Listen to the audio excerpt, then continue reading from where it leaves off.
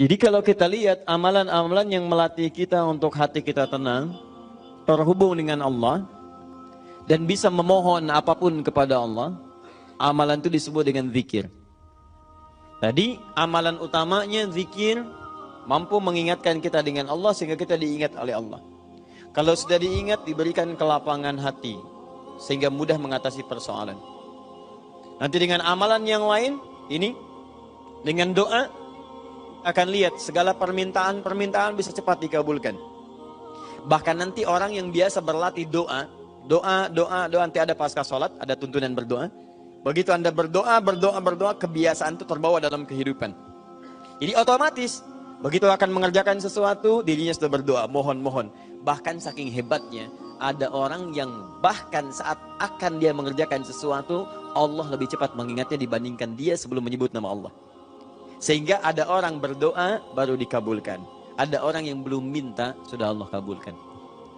Nanti kita akan lihat. Tadi seperti Nabi Muhammad, Nabi Musa berdoa baru dikabulkan. Nabi Muhammad belum minta diberikan. Nabi Musa Rabbi syrahli, Nabi Muhammad alam nashrah laka sadrak. Nabi Musa wa yassir li amri, Nabi Muhammad wa nuyassiruka lil yusra. Dan seterusnya. Baik.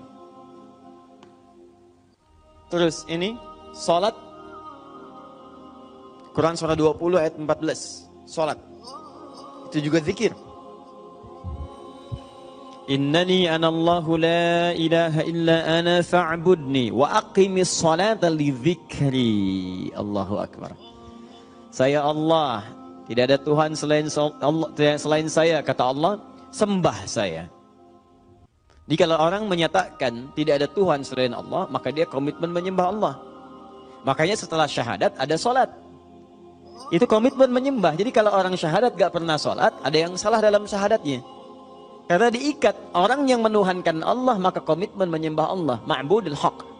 Ini disebut Allah itu yang disembah. Allah itu namanya al-ma'bud al-haq. Yang satu-satunya yang disembah. Jadi kalau Anda mengatakan Allah Tuhan saya, tapi nggak pernah menyembah Allah, ada yang salah.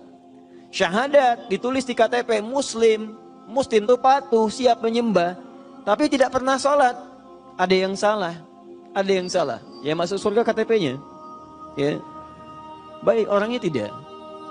Ada persoalan dalam dirinya. Jika memang Allah berkehendak dengan itu semua, paham ya? Nah, kembalikan teman-teman ke sini. Sholat disebut dengan zikir. Fa'budni, bagaimana cara menyembahmu ya Allah? Wa aqimis salata, tunaikan salat di zikri untuk menyembah, mengingat saya. Salat disebut zikir. Ingat, salat ketika disampaikan oleh Quran disebut zikir. Kenapa disebut zikir? Bahkan salat disebut puncak zikir karena menghimpun semua jenis zikir dalam salat.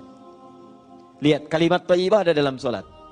Begitu dibuka Allahu Akbar, kalimat thayyibah. Subhanallah, alhamdulillah, Allahu Akbar ada dalam salat.